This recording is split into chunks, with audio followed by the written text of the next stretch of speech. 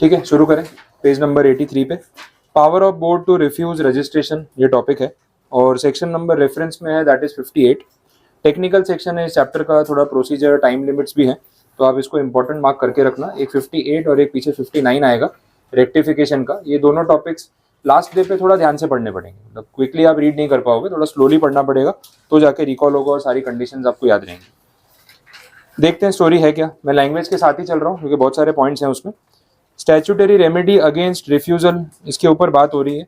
एक तो चीज़ ये है कि बोर्ड ऑफ डायरेक्टर्स के पास एक डिस्क्रिशनरी पावर होता है whether to accept the registration और द ट्रांसफर और टू रिजेक्ट। और ये कल हम बात कर भी रहे थे कि ये बोनाफाइड वे में, गुड फेथ में होना चाहिए और डिस्क्रिशनरी पावर का मिसयूज नहीं होना चाहिए। बिकॉज अगर मिसयूज होगा तो उसके अगेंस्ट आपके पास अपील करने का राइट रहेगा। एक एनसीएलटी में जाने वाला ऑप्शन जो है ट्रांसफरर या ट्रांसफरी के पास भी होता है।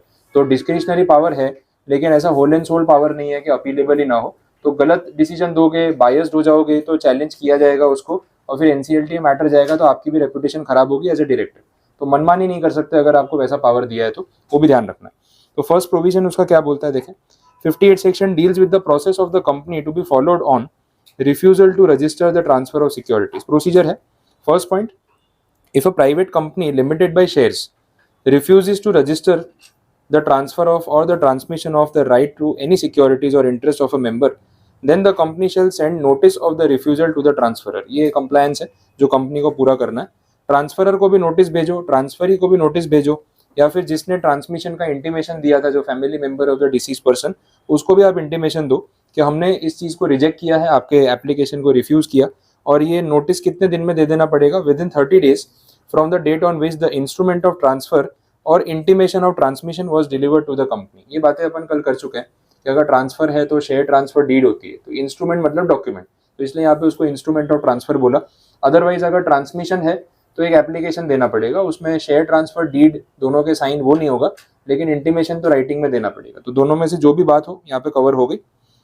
फिर notice shall contain the reasons for refusal. तो दो पॉइंट्स जरूरी है, एक तो नोटिस देना पड़ेगा 30 डेज में और दूसरा बोला कि नोटिस में आपको बताना पड़ेगा कि क्यों रिफ्यूज किया।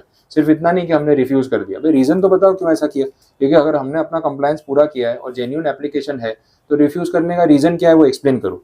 हमारी तरफ से अगर कोई मिस्टेक है तो हम उसको रेक्टिफाई करके लेके आएंगे ताकि जो प्रोसेस हम करवाना चाहते हैं वो पूरा हो सके। तो जो भी है ट्रांसपेरेंसी से और फेयर तरीके से इन्फॉर्म किया जाना चाहिए, नेसेसरी होगा। अब प्राइवेट कंपनी की बात हो रही थी स्पेसिफिक। नेक्स्ट बोला द ट्रांसफरी में appeal to the tribunal against the refusal within next 30 days। जिस दिन आपको ये रिफ्यूजल का नोटिस मिल गया उसके अगले 30 डेज में आप इस डिसीजन को चैलेंज करके एनसीएलटी में लेके जा सकते हो, अपील कर सकते हो, वो भी पॉसिबल है। आगे refusal within a period of 30 days from the date of receipt of notice और in case no notice has been sent by the company.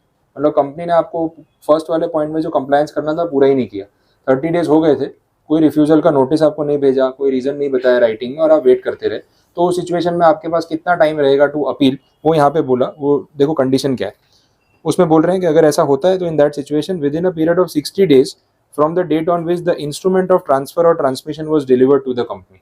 ये चीज़ समझ आई आपको एग्जैक्टली क्या बोला उन्होंने?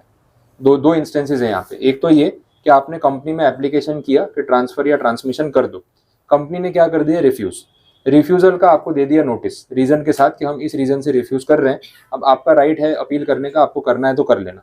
तो जैसे ही आपको ये नोटिस मिला अगले 30 दिन में आप ट्रिब्यूनल में जाके एनसीएलटी में जाके इस डिसीजन को चैलेंज कर सकते हो। दूसरी कंडीशन क्या है कि आपने कंपनी में इंटीमेशन दिया था फॉर ट्रांसफर ट्रांसमिशन, उन्होंने कोई रिस्पॉन्स नहीं दिया, आप वेट करते रहे लेकिन उन्होंने कोई रिस्पॉन्स वहाँ पे दिया नहीं। अब रिस्पॉन्स ही नहीं दिया तो फिर उस सिचुएशन में आपको ट्रिब्यूनल में तो जाना ही है, लेकिन ट्रिब्यूनल में जाने के लिए फिर रेफरेंस पॉइंट क्या, कब से और कितने दिन में जाना पड़ेगा। तो देखो अगर वो नोटिस भेजते आपको तो नोटिस जिस दिन रिसीव हुआ वहां से 30 डेज गिनते, लेकिन अगर आपको नोटिस भेजा ही नहीं तो जिस दिन आपने इंटीमेशन दिया था ना वहां से 60 डेज। समझ आ रहा है? आपने अपना काम किया था इंटीमेशन देके, लेकिन उन्होंने रिफ्यूजल का आपको कोई नोटिस दिया नहीं। रिफ्यूजल का नोटिस नहीं दिया तो रेफरेंस पॉइंट क्या बन जाएगा? जिस दिन आपने कंपनी में इंटीमेशन सबमिट किया था वहां से काउंट होगा और नंबर ऑफ डेज हो जाएंगे 60। अब उसमें 30 डेज बोल सकते हैं क्या?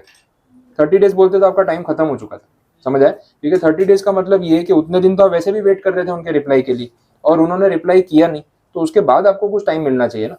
तो ये जो रेफरेंस पॉइंट है आपका वो कौन सा है? जिस दिन आपने उनको इंटीमेशन भेजा था कि हमारा ट्रांसफर एप्लीकेशन एक्सेप्ट कर लो, वहां से 60 डेज काउंट कर रहे हैं। आगे है समझ में? ठीक है, तो वो सेंटेंस को आप पढ़ लो वापस, देखो टाइम लिमिट में कोई कंफ्यूजन है तो बोलो, कुछ लिख के समझाना है तो मैं बता दूँ। हाँ चलो कंटिन्यू कर लें, बोलो ये टाइम लिमिट आपको समझ आई? चलो बातें नहीं, टाइम लिमिट समझ आ गई। 30 डेज वाली सिचुएशन तब थी जब रिफ्यूजल का नोटिस भेजा, उस नोटिस से आप सेटिस्फाइड नहीं हो तो वहाँ से 30 डेज में आप अपील करो, लेकिन कंपनी ने रिस्पॉन्ड ही नहीं किया आपको, तो मैक्सिमम फिर आपको 60 डेज मिलेंगे।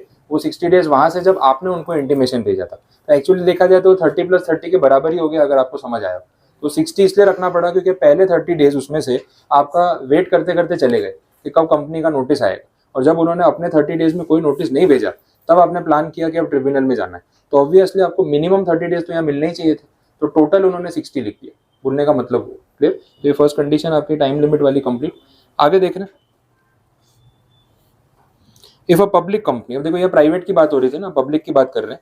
If a public company without sufficient cause refuses to register the transfer of securities within a period of 30 days from the date of instrument delivered to the company, the transferee within a period of 60 days of such refusal or where no intimation has been received within 90 days of the delivery of instrument may appeal to the tribunal। ये पूरा same format है, आपको अगर समझ आया हो तो जो ऊपर की टाइम लिमिट थी ना 30 एंड 60, उसको बढ़ा के कर दिया 60 एंड 90, दोनों में 30 डेज प्लस कर दिए। तो अब आपको ये फॉर्मेट समझ आ गया, लास्ट डे पे आपको ना वो पॉइंट्स को 2 बार नहीं पढ़ना पड़ेगा, private company and public company का बाइफर्केशन कर लो और 30 डेज दोनों कंडीशंस में ऐड कर दो, आंसर अपने आप बन गया। आया आप समझ में?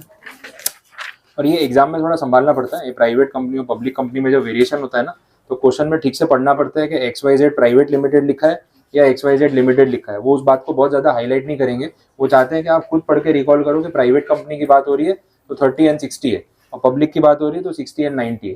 तो आपको थोड़ा सा कॉन्शियस रहना पड़ेगा कि क्वेश्चन में टाइप ऑफ कंपनी क्या है, उसको लाइटली मत लेना कि हाँ भाई कंपनी लॉ का पेपर है तो कंपनी तो होगी, शुरू कर दो जो याद है। प्राइवेट लिमिटेड है, पब्लिक लिमिटेड है, उसमें वेरिएशन है तो ध्यान रखना पड़ेगा। आगे बढ़ते हैं। अब देखो बात ट्रिब्यूनल तक जा चुकी है, तो ट्रिब्यूनल क्या करेगी, मैटर को सुनेगी, दोनों पार्टीज को बुलाएगी, कंपनी के रिप्रेजेंटेटिव्स और ट्रांसफरी जो अपील कर रहा है वो, इनकी बात सुनी जाएगी, फिर डिसाइड होगा। तो या तो अपील को डिसमिस कर देंगे या फिर कंपनी को ऑर्डर करेंगे कि भाई इनकी अपील जेन्युइन है, आपने जो रिफ्यूजल किया वो रिफ्यूजल हमें समझ में नहीं आया, तो एक काम करो, इनका ट्रांसफर या जो भी इनकी एप्लीकेशन थी ट्रांसमिशन वो फुलफिल करो और हमें अपडेट करो कि काम हुआ या नहीं।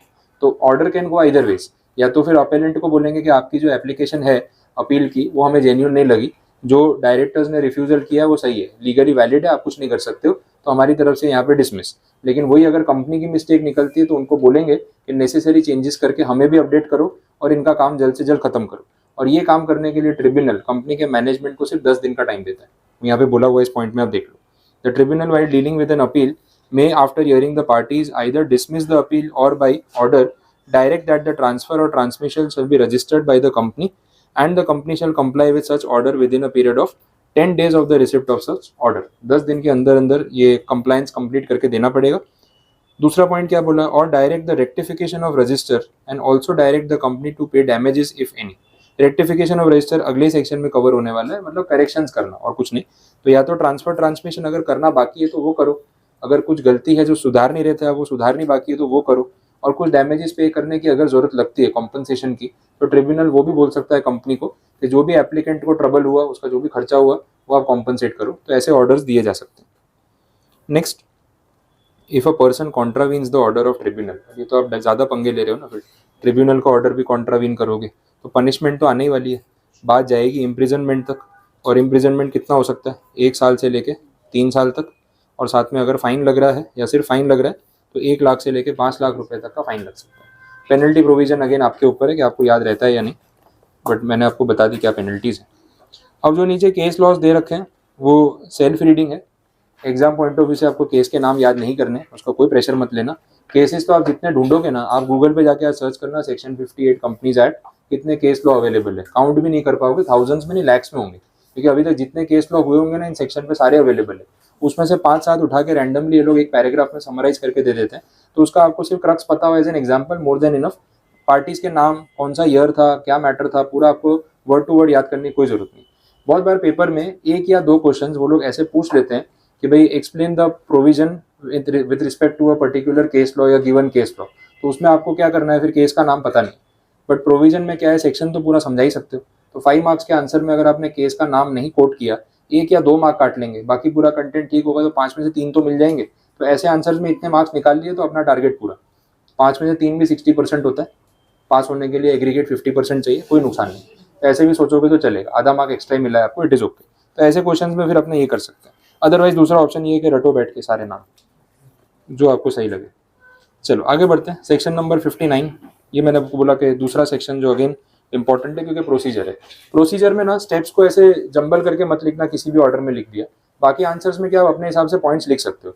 प्रोसीजर में आपको स्टेप 1 स्टेप 2 ऑर्डर में ही जाना पड़ेगा। उसको आप सफल कर दोगे तो पूरा आंसर ही खराब हो जाएगा, वैसे नहीं करना। ठीक है, स्टार्ट करते हैं।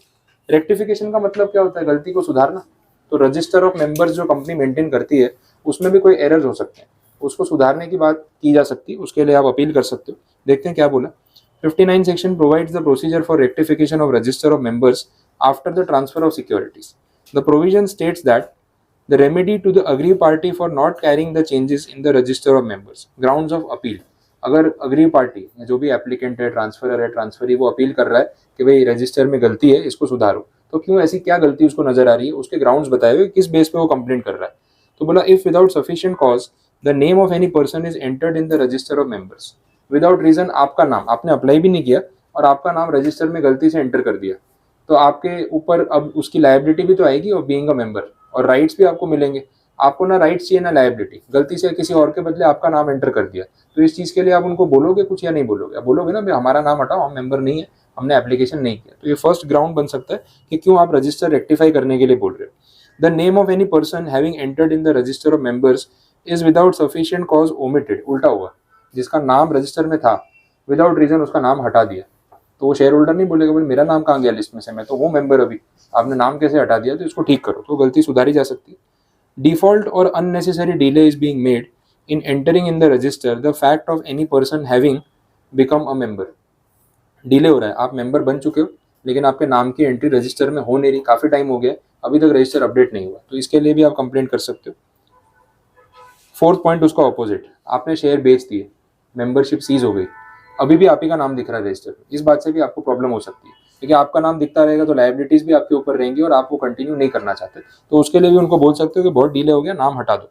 और फिफ्थ पॉइंट में the person aggrieved or any member of the company or the company may appeal in such form as may be prescribed to the tribunal। कोई भी जा सकता है ट्रिब्यूनल में, जो भी अग्रीव पार्टी है।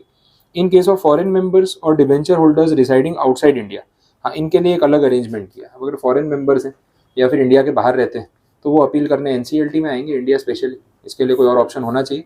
तो सेंट्रल गवर्नमेंट क्या करती है ऐसे मैटर्स में ना, उस कंट्री के किसी कोर्ट को कॉम्पिटेंट कोर्ट मान लेती है कि भाई अगर कोई यूके में रहता है तो यूके का ये कोर्ट जो है उसका फैसला हम मानेंगे। इंडियन गवर्नमेंट ये चीज़ बोलती है, टाई अप हो जाता है या आउटसोर्सिंग हो गया कि उनका फैसला हम एक्सेप्ट कर लेंगे, उसको हम रेलेवेंट और कॉम्पिटेंट कोर्ट मानते हैं, ऐसा भी होता है। तो डिफरेंट कंट्रीज में जो लोग रह रहे हैं उनको लीगल राइट्स देने का ये एक कॉमन और ईजी तरीका है। और अगर इंडिया में रह रहे हैं तो इंडियन कोर्ट में और ट्रिब्यूनल में तो आप केस फाइल कर ही सकते हो। तो ये पॉइंट यहाँ पे क्लियर कर दिया। Appeal shall be filed in a competent court outside India as may be specified by the central government by notification. तो सिंपल पॉइंट, ये समझ आ गया। तो ये जो 5 पॉइंट्स थे ना, ये एक आंसर है ग्राउंड्स फॉर अपील करके, वो इसके ऊपर क्वेश्चन बना के आपको पूछ सकते हैं। इतना बड़ा सेक्शन पूरा लिखना पड़े नॉट नेसेसरी, ये 5 पॉइंट से स्पेसिफिक आंसर हो गया। Next, order of the tribunal. अब ट्रिब्यूनल क्या करेगा, वही जो पिछले सेक्शन में कर रहा था, दोनों पार्टीज की बात सुनेगा, फिर डिसीजन लेगा किसके फेवर में फैसला देना है। अगर कंपनी के अगेंस्ट जाता है डिसीजन कि आप रेक्टिफिकेशन करो, गलती आपकी है, तो वही 10 दिन के अंदर, सेम स्टोरी, 10 डेज के अंदर रेक्टिफिकेशन करो और इन्फॉर्म करो। डैमेजेस पे करने पड़े तो वो भी करेंगे।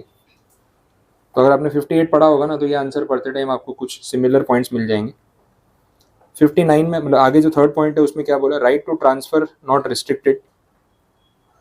Okay, section 59 shall not restrict the right of a holder of securities to transfer such securities. Implied है, ट्रांसफर तो कोई भी कर सकता है ना, उससे ये सेक्शन का कोई लेना देना है भी नहीं। Any person acquiring such security shall be entitled to voting rights unless the rights have been suspended by an order of the tribunal. कोई भी पर्सन शेयर खरीद रहा है तो उसको नॉर्मली वोटिंग राइट्स मिलते ही, ये भी इंप्लाइड है। हाँ, ट्रिब्यूनल ने कहीं कोई रिस्ट्रिक्शन लगा रखा है आपकी पर्टिकुलर एक्टिविटीज पे तो बात अलग है, वो फिर कोई लीगल मैटर होगा, उसकी यहाँ पे अभी कोई बात करनी नहीं। नेक्स्ट, कॉन्ट्रावेंशन की बात कर रहे हैं। Where the transfer of securities is in contravention of any of the provisions of the given acts, the tribunal may on an application made by any of the parties, वो बोल सकते हैं कि इस चीज़ को रेक्टिफाई करो। इन शॉर्ट ऐसा हो रहा है, जो ट्रांसफर किया गया शेयर्स का, वो ट्रांसफर किसी भी एक्ट के हिसाब से वैलिड नहीं था, कहीं कुछ टेक्निकल प्रॉब्लम आ रही है, तो हमें शेयर ट्रांसफर करते टाइम खाली कंपनीज एक्ट नहीं देखना होता है, सेबी के लॉज भी देखने होते हैं, सेबी के अलग अलग जो सिक्योरिटी कॉन्ट्रैक्ट रेगुलेशन और ये सब जो एक्ट है उनका भी कंप्लायंस देखने होते हैं। तो एक एक्ट को कंप्लाई करते करते आप दूसरे को फॉलो नहीं करोगे, वो थोड़ी ना चलेगा, वो हार्मनी मेंटेन करना जरूरी है, तो वो पॉइंट यहाँ पे आ रहा है। तो अगर ऐसा हुआ है, कॉन्ट्रावेंशन हुए हैं और ये मैटर ट्रिब्यूनल में जाता है, तो ट्रिब्यूनल वो ट्रांसफर को रिवोक करने के लिए, वापस लेने के लिए बोल सकती है, ये पावर भी उनके पास रहेगा।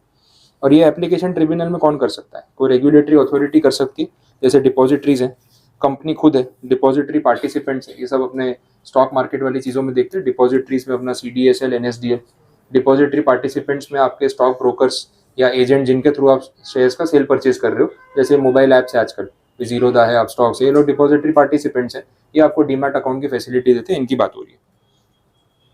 Next, default in complying with the order, ये पेनल्टी वाला पॉइंट है। अगेन कंडीशंस आपको जितनी याद रहे,